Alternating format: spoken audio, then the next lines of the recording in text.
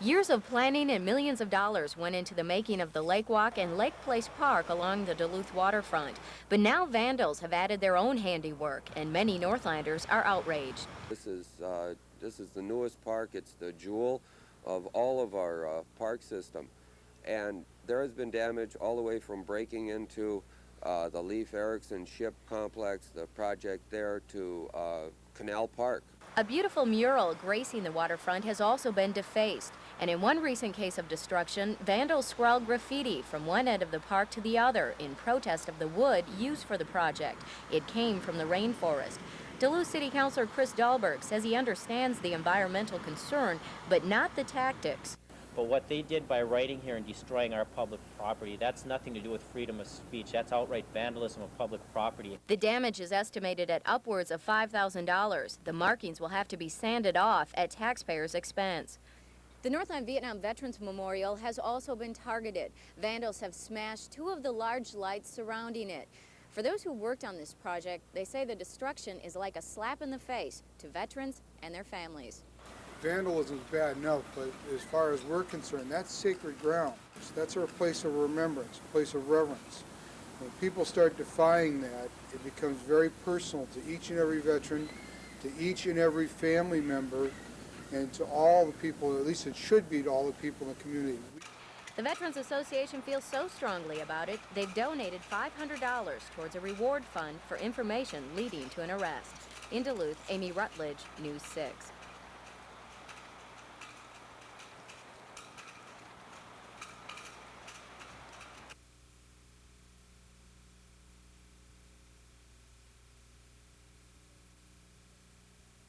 With other, we're not hitting everything, by the way. If anybody... My name is Monty over at... You'll also have a 3 on your name tag. So we're glad to have you here to be able to see what they do. I know they probably come home at night like I do and talk about work, and you kind of wonder, well, what really happens. But it's good to have you here. And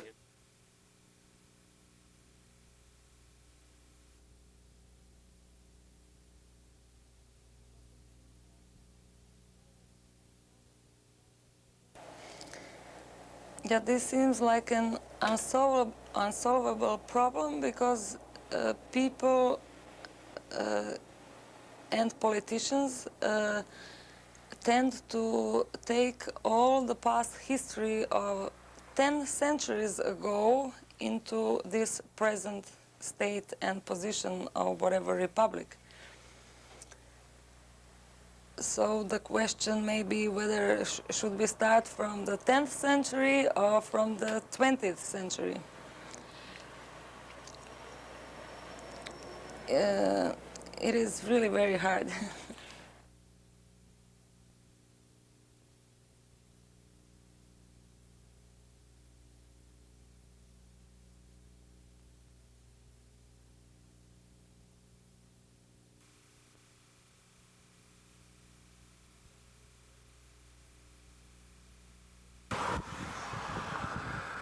Stillwater is the oldest statewide lockup in Minnesota. The day we visited, 1,381 inmates were being held behind its walls, including inmate number 128295.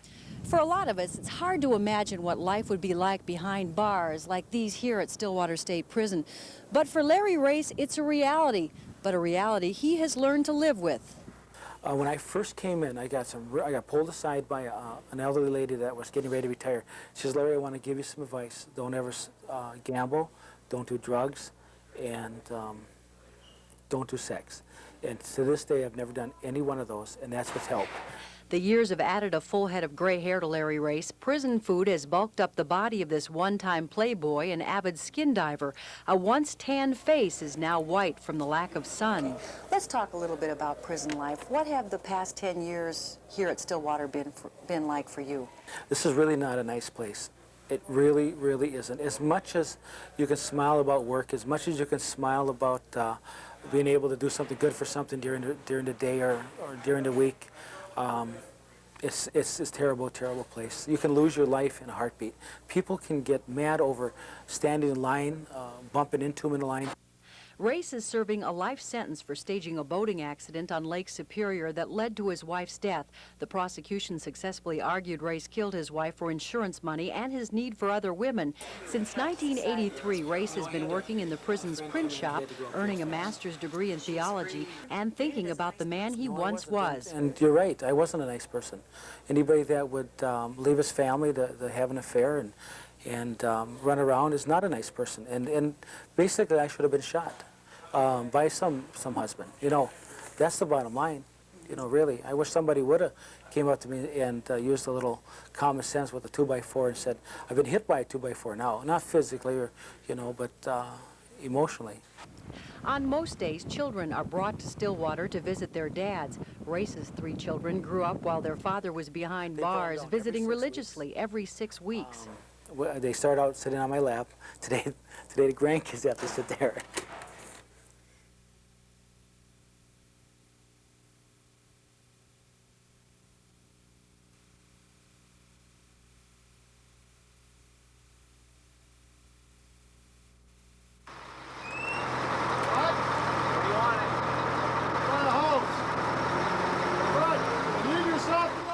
With rain falling through the pine trees, a small army of volunteers began construction on a new home for Boy Scouts at Camp Newman.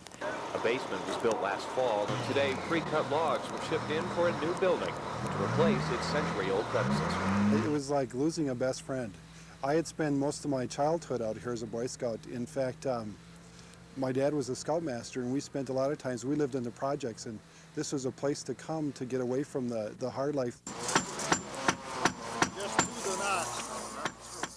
Others like Ken have an appreciation for scouting and the cost of new buildings. Thousands of dollars in materials and expertise were donated by a Wisconsin construction company. Owner of the company, Charles Abbott, has been involved in scouting to some extent and has felt that this is something that was needed to be done. Not only is the log structure itself being donated, but the Scouts will have electricity, telephone service, and an alarm system to prevent a possible future fire. The lodge will also be insured for the first time, a relief to Scouts and volunteers, many of whom are simply continuing long-standing service. They remodeled that on different community action projects, and then when it burnt down, we were asked if we would participate in rebuilding the structure, and we definitely said yes. It's going to have the same character because it's a log building, but just to have the feeling that the same feelings that I have towards the old building are in the new building. And just people coming out and just giving their help by gratitude of the past to give to a future. At Camp Newman, Derek Hines, News 6.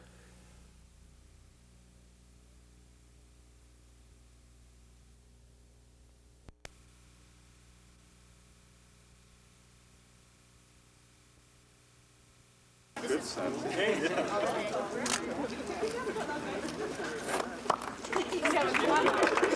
The spring weather is right for a groundbreaking, but the climate for rural health care is less than desirable for expansion.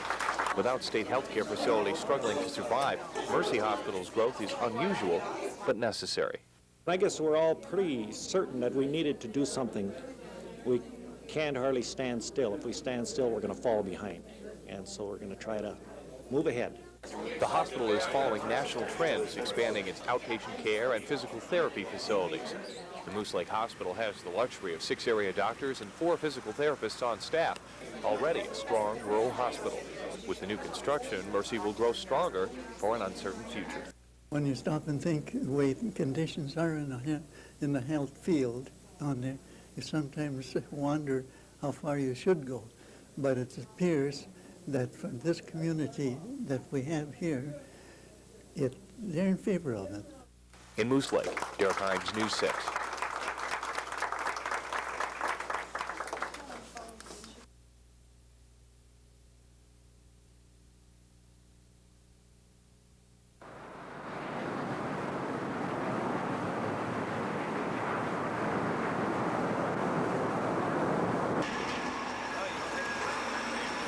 We met with the unions not long ago here in Duluth. We had discussions with them. They laid it out pretty clearly for us. They expected to make these concessions. They were hoping to package them in a satisfactory way.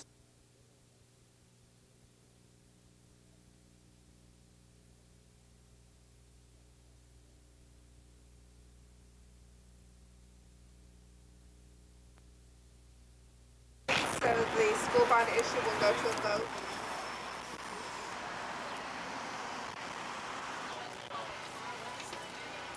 Right now, we're unsatisfied with the grade configuration.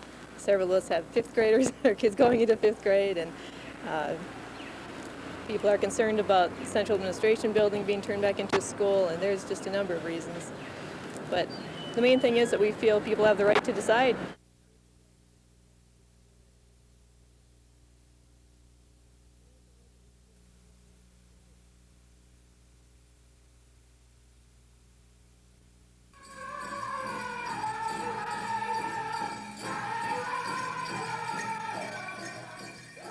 Change is inevitable, but tradition can live on for generations, and that's exactly the point of the annual Fond du Lac Ojibwe School Powwow.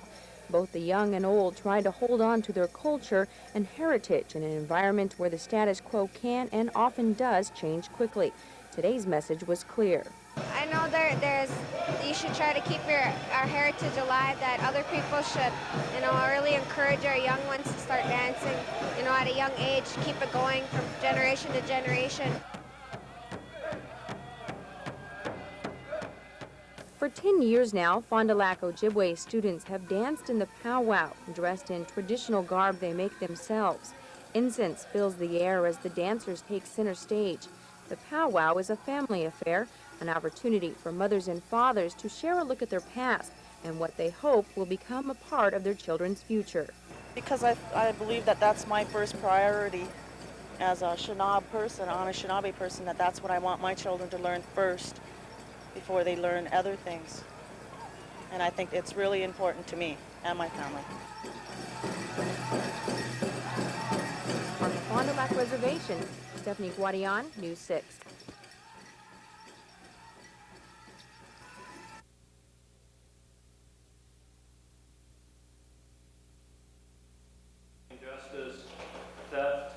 Angry Superior residents fill a Douglas County courtroom to make sure justice is done to the man they consider public enemy number one.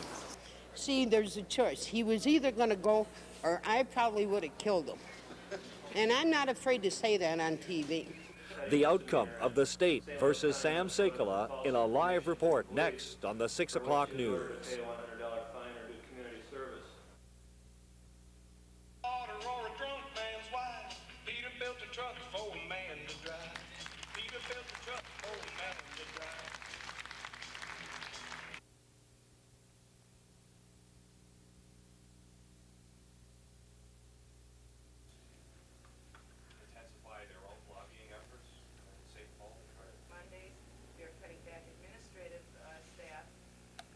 Requested 5%.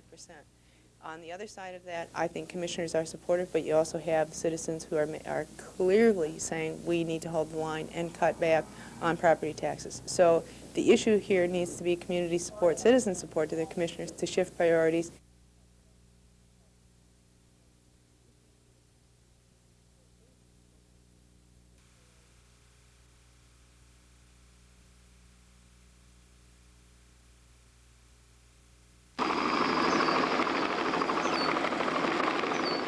As a helicopter scanned the shoreline, the St. Louis County Volunteer Rescue Squad searched the waters of Fish Lake this morning for a 19-year-old Duluth angler missing since late last night. Authorities say James Dale White and 3 of his friends were fishing in the southern corner of Fish Lake around 8:30 last night when their lines became tangled. Went to untangle the lines and got weighted all over to one side of the boat and capsized. None of them were wearing life jackets. They clung to the boat for a period of time, but then tried to make a swim for shore. And, looks like 3 of them made it, and the one didn't. The 3 swam to an island about 3/4 of a mile from where the boat had capsized. In the darkness, they lost track of their friend. Wet and suffering from hypothermia, the men began calling for help. Fortunately, a nearby camper heard them. Had to keep turning our motor on and off in order to hear them yell. Then we finally got out there and saw them standing on the shore, and they're waving their arms, and they're all wet and cold and stuff. So we grabbed them and pulled them in, and then they said they had one more guy that was with them. Throughout today's search efforts, the family of the missing angler remained close by, waiting for word. But we gotta hope for the best, I guess. But a few moments later, the news was not good. Rescue crews recovered the body of James Dale White 100 feet from shore in 10 feet of water, very close to where the other 3 were picked up. It's a tragic accident. One that authorities hope others can learn from. Be careful when you're loading on the boat and how you handle it, but it only takes a second. You go over, and that's why we always encourage people to wear life jackets, and in this case, the life jackets weren't worn. Rescue workers say it was the first fishing accident of its kind this season. They hope it's the last. At Fish Lake, Amy Rutledge, News 6.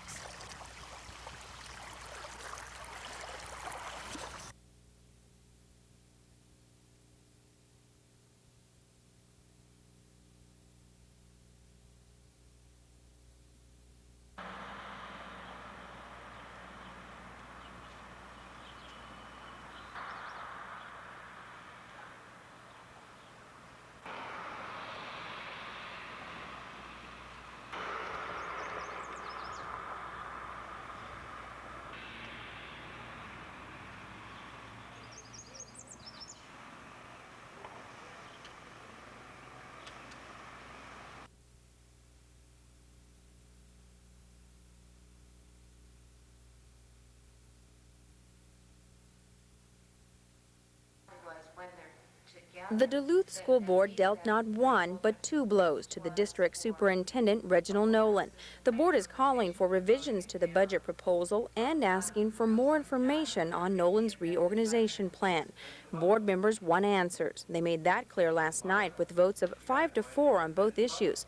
Answers to questions such as how the district will reduce its $4.6 million deficit. And the new budget, although it balances the budget, it doesn't really do much of anything to eat away at that debt.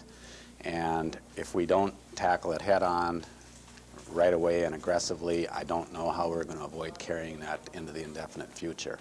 The proposed budget set aside some $300,000 to trim that deficit, but Grover says that's not enough. Also in question is Nolan's plan to reorganize the central administration. Some board members were concerned with the fact that there were some questions that weren't answered as far as who would be doing what responsibilities, what additional job functions would someone have to do, what payroll increases would be involved, and what amounts. Bennett says Nolan was brought in to make some changes, and now some board members are having a hard time parting with the status quo. Still, Nolan can claim at least one victory from last night, a green light from the board on various construction projects. However, there's little time for celebration. Nolan and his staff have only a little more than a week to make revisions to the budget plan and come up with some answers for the board. In Duluth, Stephanie Guadian, News 6.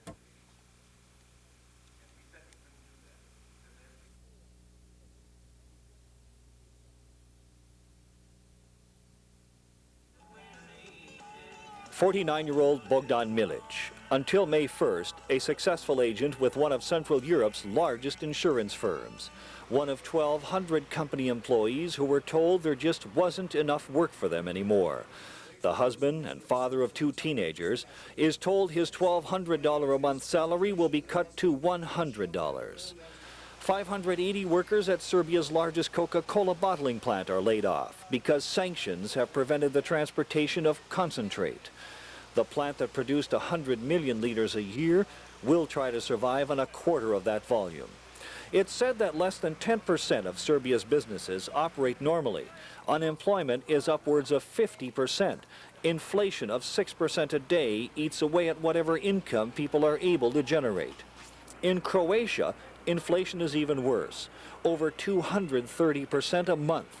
Its citizens were told that independence from Yugoslavia, moving from a communist government to a free market society, would attract new industries and investment from the West. Tourism would boom. None of it has happened. But even though people's patience with their politicians is wearing thin, there's little they can do. I don't see people having any choice. They either have to stick to this government, and which means to support all these ideas, which also includes going to whatever front, or they just leave the country. I always have the feeling that politicians consider people as one big mess, that just a mess or mass of people that has to be directed or guided. my opinion of politicians is not all that great. Svetlana Čučić may have good reason to dislike politicians. She's a Serbian who grew up in Croatia and worked for years for the federal government as a translator. But when Croatia separated from Yugoslavia, Čučić was fired. She's continuing her education toward a doctorate in cross-cultural negotiations and will lecture this fall at the University of Wisconsin in Superior. Dr. Darko Veljan is a mathematics professor at the University of Zagreb. His family has felt the impact of a change in government. His salary was cut 80%. What's this do to your will and spirit? Well, that's also kills our spirit, you know. That's the reason why you see, I mean, one of the reasons why you see people not smiling, not, you know. I mean, you're frustrated seeing so beautiful things in the stores, and you cannot buy it, you cannot afford it. So, I mean, you know, you're 4 or 5 young people, you know, my own kids ask me, "Oh, Daddy, buy me that, buy me that." Well, you know, I'm frustrated. I cannot afford fruit to my kids, you know. It's a frustrating thing. Is there any... And I'm a university professor, you know. You are a university That's professor, right. yes. I'm a university professor, and I cannot afford my kids, you know, everyday fruit and you know, ordinary things, which I used to do it, you know. Politicians see it just as a normal thing, because they say these communists, what they did for 45 years, we cannot repair just overnight. But this repairment will last more than a couple of years. It will last maybe even another 40 years, who knows? I mean, I don't want to be pessimistic, but it is like sacrificing a lot of people's lives, literally. And then if one person gets killed in some fight, then the rest of the family is also ruined, either emotionally or financially or both. Eventually, everything in Serbia and Croatia comes back to the fighting. People in Zagreb remember the nightly air raids when Serbian planes were able to fly over without much warning. There were no Croatian air defenses. But while life in Zagreb now is relatively calm, elsewhere in the country there's still sporadic fighting where Serbs still control vast areas of Croatian land. The war in Croatia mostly ended with a tenuous ceasefire in early 1992 after claiming at least 25,000 lives.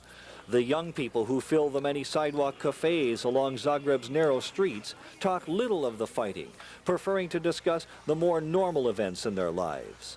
In Belgrade, there's little that can be considered normal. Each day brings a new set of challenges. The economy is in a catastrophic condition. People's savings have been robbed to help offset the economic sanctions placed on the country, and Serbia's currency is internationally valueless. This is something you grow quite used to here in Yugoslavia, a wait.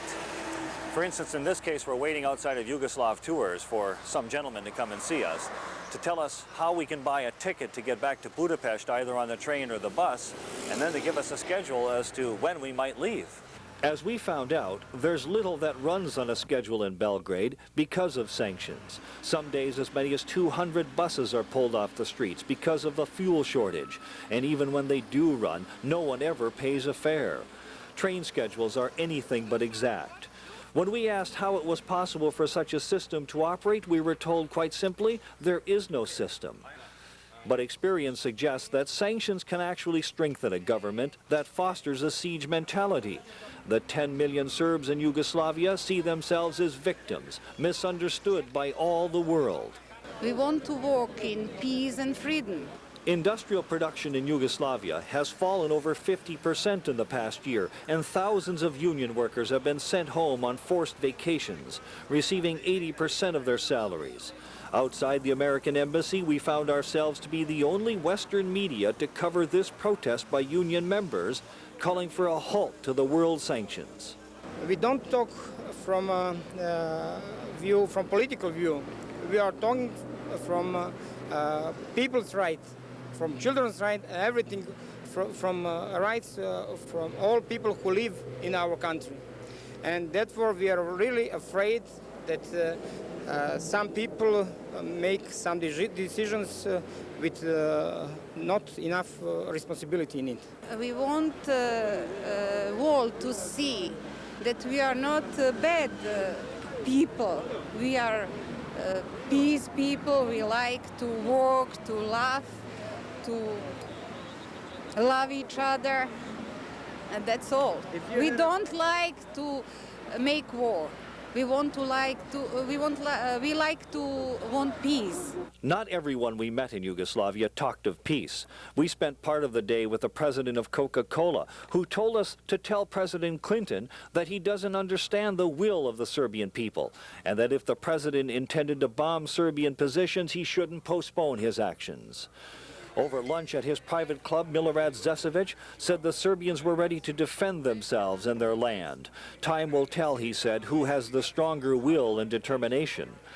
Despite a full year of sanctions imposed by the United Nations, not all of Yugoslavia's trading partners have been silenced, but most have been hurt. Hungary says it lost $800 million in trade, Romania over $1 billion, and Greece puts its losses at almost $3 billion. At Belgrade's open-air markets, you come in contact with the black market. It's a place we were able to get rid of American money that was otherwise worthless. It's on the black market that almost anything can be had for the right price, which means many of these people's daily needs are often in short supply through normal channels. It is expensive and we don't have it all the time, not food. I mean the bread, the milk. Tobacco? Yes. Raw tobacco? Because we don't have cigarettes all the time. People from Montenegro bring tobacco to the Belgrade. Fish prices at this market jumped 30% the morning we were there, and with its price and quality, it's little wonder that meat has taken on less importance as part of the Serbian diet. In the farm country outside Belgrade, more evidence of the costs of war and impact of the sanctions. Farmers' carts pulled with horses because there's little extra money for tractor fuel. In Croatia and Serbia, we saw farms where little was being done because there's no money to buy the seed that would generate the crops to feed the people who would otherwise work these fields. Outside of Sila, Croatia, farmers spent a Sunday afternoon killing and cleaning chickens so they would have meat of some kind over the summer. As we talked about what struggles they've had to endure, they wanted to know more about American supermarkets, where everything, they say, is in great supply. Americans no longer have to toil as we do, they said, not in the land of plenty. In both Croatia and Serbia, we noticed hundreds of homes half-built. Inflation has made it impossible to afford the building materials necessary to complete them. And yet, despite their many troubles and daily struggles, we found a certain contradiction in the way people view life, particularly the Serbians. This is the apartment building where my relatives, the Milic family, live. It's a modern apartment filled with all the conveniences you'd find in any American home. The artwork hung liberally on the walls, an indication of better times when Bogdan was fully employed and Branka worked part-time in the city. Jelena still finds the funds to attend college, studying to be an anthropologist. And Marko, a high school junior, will almost certainly end up in the Federal Army next year. It was at the Milic home that we found out that the will of the Serbian people is not easily broken.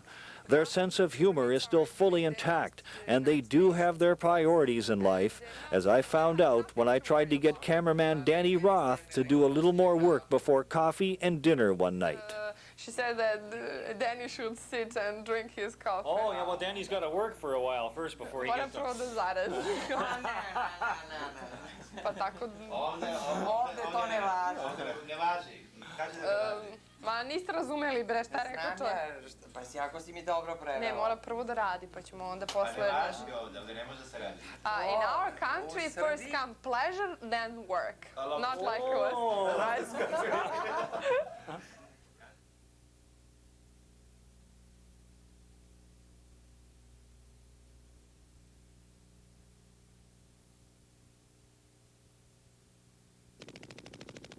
The recent fighting between Croat and Muslim forces in Bosnia demonstrates that the war is not a clear-cut case of Serbian aggression against Muslims.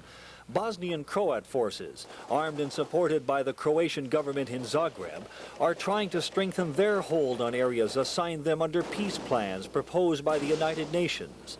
Muslim leaders suspect the Serbs and Croats, despite the fact that they are sworn enemies elsewhere, have agreed to carve up Bosnia at the expense of the Muslims. If that's the case, it may be the one thing upon which many Serbs and Croats can still agree.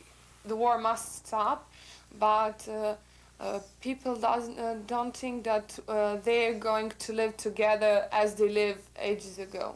Never going to get together. Never. It is too much sorrow and bitterness both sides. I was so amazed as a cameraman watching through the viewfinder the difference between the cultures. Even between Belgrade and Zagreb. In Belgrade the people were so nice, they were friendly. We were something to them. While here in Zagreb we don't exist. We're two invisible men walking down the street. I don't feel any problem with these two people. I feel problems between politicians. Indeed, there are those who believe Serbs and Croats could live peacefully despite their centuries of hatred. This is not an ethnic or religious war, they say, but a deliberately manufactured conflict fueled by populist leaders. Serbian President Slobodan Milosevic, who appealed to the Serbs' nationalistic feelings, and Croatian President Franjo Tudjman, who adopted measures aimed at undermining the 600,000 Serbs in Croatia. A ban on the use of their Cyrillic script, reintroduction of symbols formerly used by Croatian fascists in World War II, and the dismissal of many Serbs from their government jobs, including former UWS student Svetlana Čučić. I believe that politicians create a nationalistic feeling. I will not say hatred. They first create a strong nationalistic feeling in order to have people get ready to fight. And once you get on the battlefield, I hope this hatred starts to develop. I mean, then you have an enemy which you have to hate in order to be able to shoot or stay at the battlefield. In the Croatian War of Independence, this was one of the bloodiest battlefields. Sisak, just 40 miles from Zagreb. It was here where neighbor fought neighbor, and brothers-in-law had each other in their sights. If he shooting on me, I must shooting on him.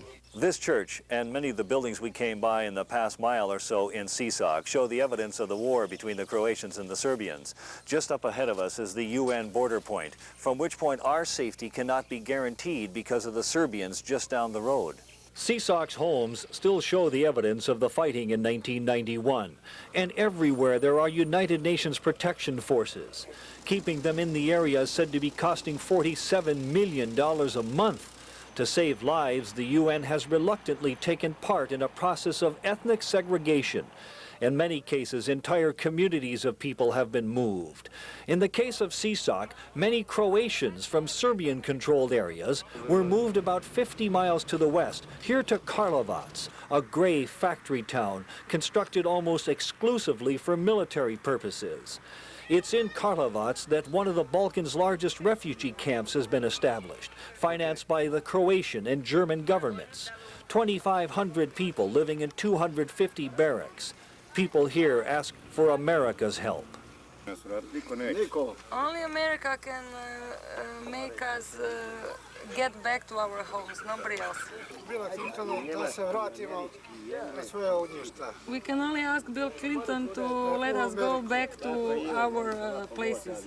Life at the refugee center means as many as 6 or 7 people sharing cramped quarters, sometimes more than one family. These ladies told us of the difficulties they have in putting food on the table. Mi smo došli drugog, još ništa od onda nismo dobili. Onda smo dobili a lot of things are konzerve, missing. malo te riže I šta više. We got just some rice and some cans of food. But moja grupa, ja sam prije došla mjesec I pol dana, dobili smo jedan put hrane, jedan put dobili taj paket u mjesec I pol dana. This lady here is 1 month and a half and she got only 1 package of food since that time, 1 month and a half ago. It was at the refugee center where we met 20-year-old Ivana Vlahovic, a member of the Croatian army who had just returned from the Adriatic coast where she had come under fire from Serbian forces. Yes, the bombs and airplanes, and it's not good. It is not good. Do you hope that peace will ever come? I hope so, yes, and I don't know now. I don't know when. Ivana Vlahovic told us she doesn't hate the Serbs, but war is war, and she said she would give her life to save her country. These children will never have that opportunity. These are children in the cancer ward of the Belgrade Children's Hospital. They're going to die. The cancer in their bodies is too far gone to save them. Some of them may have had a chance if their families had been able to afford the medicine they needed. It is about $60 or $50, one dose. Yes. The child have to get maybe 20 or 30 doses in 1 month. Oh, prohibitive cost. That means $1,500. Yes. And the salary of these people, average salary is about $30, $40. These children are victims of international sanctions that have gone wrong. Medicine and medical supplies are not subject to sanctions, but as the hospital administrator explained to us, very little medicine has made it through the normal bureaucratic channels.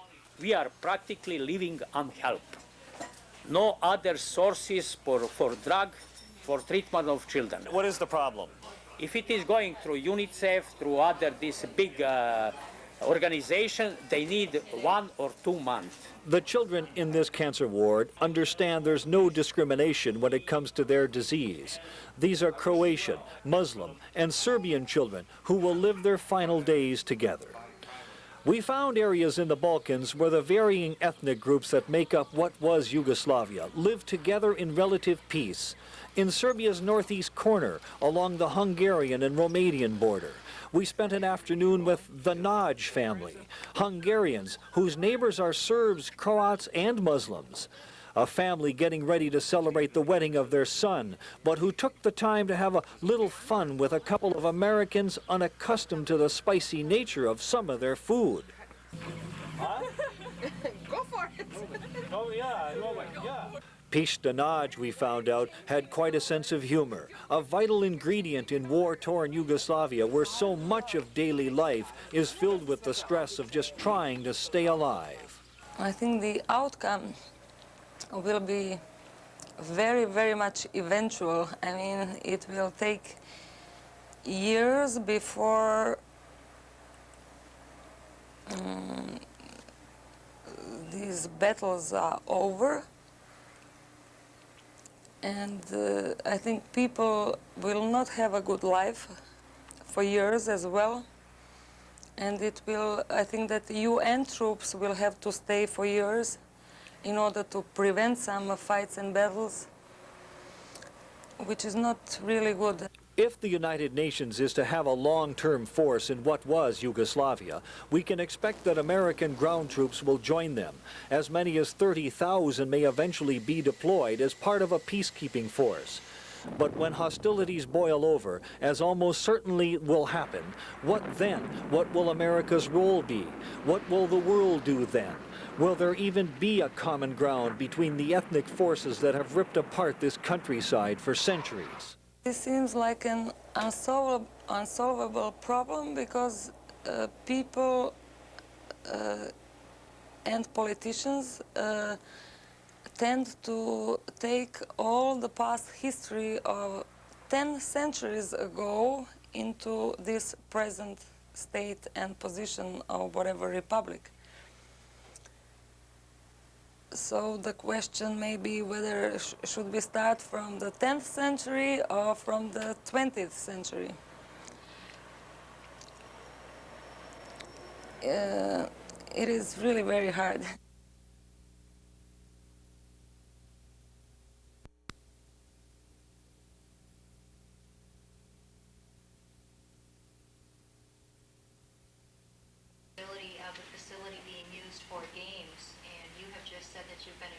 They worked for the Burlington Northern and they fed their family. A lot of families here in Superior owe their living because of the Burlington Northern. And now because they have a little bit of an accident, and I'm not saying a little accident, they had an accident, and they had a spill, you're all going to jump down at their throat. We're thinking of going to a couple more, one just for over 18 or over 16, maybe on a Monday night. But kids belong at home on a school.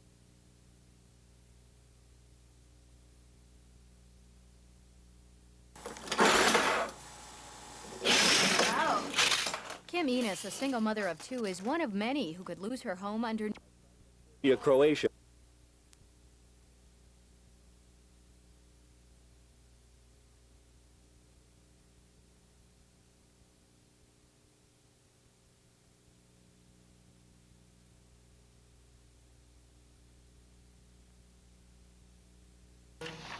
He's running everything out there. All right. So, taking time to put a lot of information. It's turned out to be a really neat shopper's guide this year. We're very happy with it. We have 35% of recycled telephone directories in our new directories. The remaining of the directories is used for road mulch.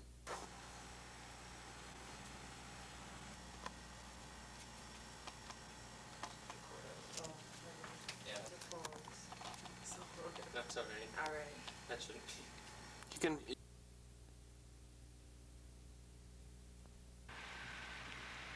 Every Minnesota resident pays a 6.5% sales tax on almost everything they buy. But a year ago, the state of Minnesota started charging sales tax on everything government buys. That adds 6.5% to every purchase, from road graders to telephones to pens. There's a 2% increase on most of the property taxes just because of sales tax. And the sales tax alone is not the only thing that's burdensome, but also we pay for license plates and other taxes now that are basically hidden. In the past 12 months, the city of Duluth has paid $38,000 in use taxes to the state and over $600,000 for purchases from vendors, for a total of over $700,000 just in sales tax. The county has paid nearly $500,000 in sales tax already, and there's more to come. Every last supply is taxed. But it's not just the minor purchases. St. Louis County is building a new jail. The extra sales tax will cost over $1 million. So we've tried to cut corners as much as we can, but then on top of that, there's $1 million that we have to pay out for sales tax. It's very discouraging. And it's not just St. Louis County and the city of Duluth. Every county, township, and city government pays. The federal government chips in, and even the state's own agencies like the DNR and the Department of Transportation pay sales tax to the state.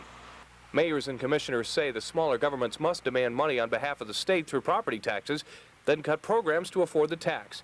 Lobbying efforts continue to try to remove the tax, but for now, local governments say they will endure robbing Peter to pay St. Paul. In Duluth, Derek Hines, News 6.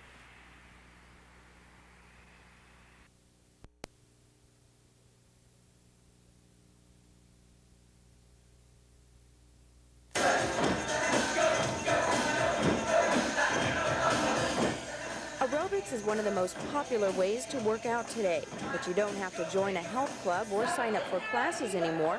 All you need is a video club membership and a VCR. Left leg, take it out. That's 3, 2, 1, 2 jacks right here. That's right. Now you can push it, pull it, and squeeze it right in the comfort of your own home. And you'll probably recognize some of the instructors of these fitness videos. You don't have to be a fitness expert to produce your own exercise video. These days, celebrities like Cher are making their move into the fitness world. Both together. That's it. Let's do that again. These videos allow people to exercise at their convenience. But do you lose anything by working out at home? That depends on whether you need a little encouragement to get your pulse up. And motivation is something an aerobics class has plenty of. Basically the socialization, getting out with people, the motivation of the live music there, the excitement of other people, the hooping and hollering and things that go on with everyone. But fitness experts say there are other things one can miss out on by exercising with a video. You're doing the same workout every time. It's repetitive. It could be boring. It's some of them are unsafe. Safety, a key issue to exercising. And while the rentals of fitness videos is on the rise, many say it's worthwhile to do a little research before hitting the mats. So I'd say consult. I know some of the fitness magazines do rate videos on safety and precautions taken. So I'd say first read up on them, read up on each tape just to make sure. So whether you decide to work out with the stars or with friends at a local gym, the key is getting started. In Duluth, Stephanie Guadian, News 6. 7, 6.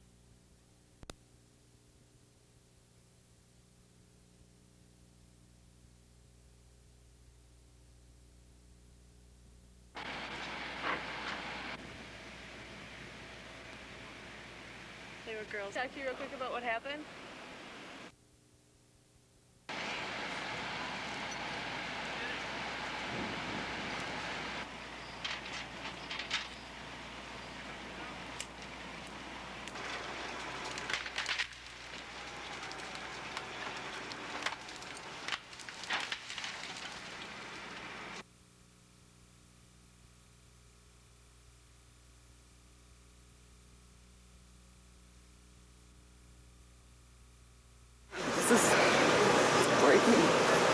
Frightening because Sandy Slinker Janice could have been among these women killed by domestic. This is breaking. Frightening because Sandy Slinker Janice could have been among these women killed by domestic violence last year in Minnesota if she hadn't gotten out of a 10-year-long abusive relationship. Yeah, and I'm going to get involved with that more so my grandchildren can lead a better life and understand more what happened to their mother. That's why I'm involved in all this. Slinker Janice was one of several women who gathered at the Fond du Lac Reservation today to learn more about domestic abuse and how to prevent it. The reservation has a unique program called Mending the Sacred Hoop. It's designed to bring organizers and local law officials and the courts closer together to help develop policies that will hold batterers more accountable. Well, one of the reasons that we come together is that because we felt that there wasn't a coordination of services and therefore certain things slipped through the system. The program is just 1 year old, but local law enforcement officials say they've already seen results. I think that what we're seeing is this accountability. I've been in this business a long time, and it's very frustrating for police officers to have to go to incidences like this and can't do anything. And we know what happened. That's changed. Tilly Blackbear pioneered the fight against domestic abuse. She says to break the pattern, there must be a change in society's attitudes. In order for us to end violence against women and children in this world, we have to make connections with issues around racism, sexism, homophobia, ageism, oppression of women,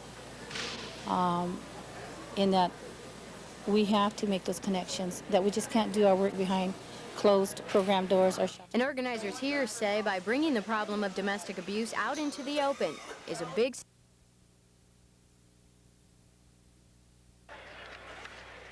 The busy sounds of construction mingled with the happy noise of excitement today as the Black Bear Casino opened to customers for the first time.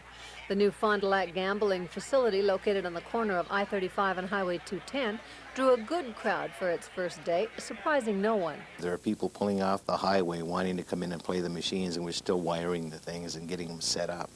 So there's a lot of high expectation from people driving by. I think the place is open already. High expectations indeed. A long line of hopefuls gathered early, waiting for a chance to play the 1,000 slot machines and 32 blackjack tables, plus high-stakes bingo. You feel lucky?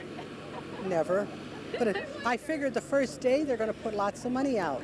The money was out, but not all the facilities were ready for the anxious high rollers. Most of the machines are functioning, but electricians are still working on the wiring for others. The cafeteria and bar aren't open yet, but a tent was set up outside to feed the hungry. Workers have been busy around the clock for the last several weeks trying to get everything finished in time for the grand opening scheduled for July 2nd.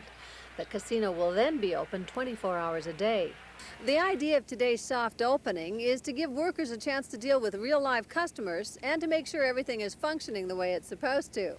The customers going in today knew everything wouldn't be 100% complete, but that didn't seem to dampen anyone's enthusiasm. At the new Black Bear Casino, Barbara Riles, News 6.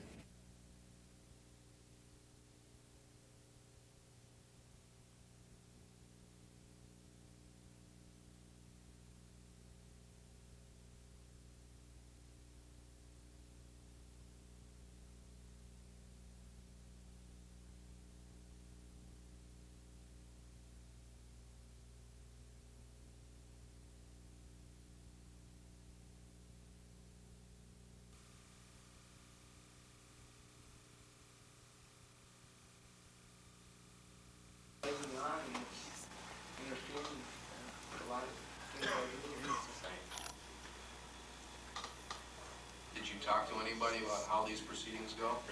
All the time. And the lights are on and yeah, is this okay? Yeah, definitely. And why you versus anyone else? Well, I don't know, look at, I'm... Just because you happen to be there, or just...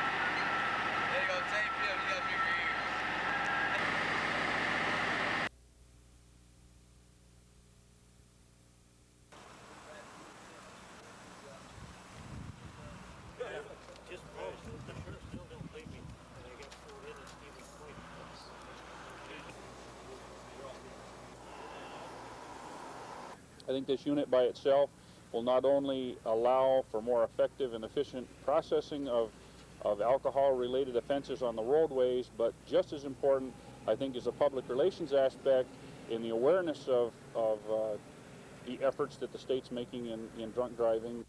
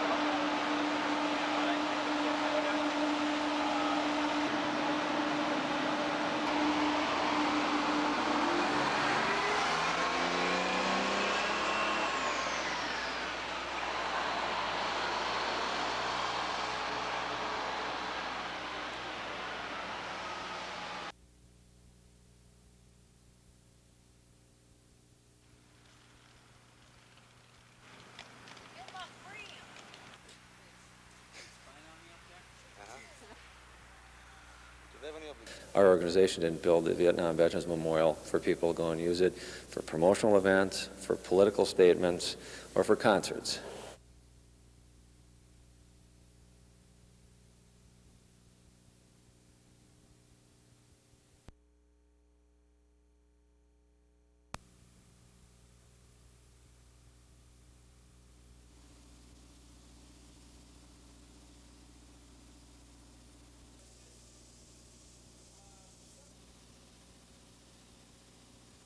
And how we should work together and care for one another in this world and present the love. And I hope this from Duluth is exemplified in Sweden.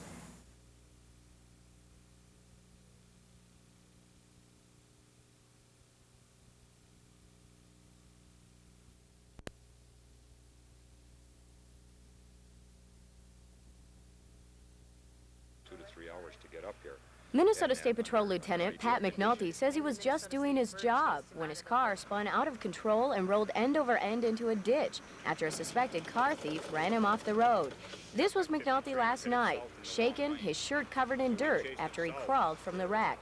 Today, he was back at work as if nothing had happened. Well, very lucky, you know, and there's no doubt about it. When you look at the amount of damage to that car, had that damage happened in other portions of the car, you know, I probably wouldn't be standing here to tell you about it today.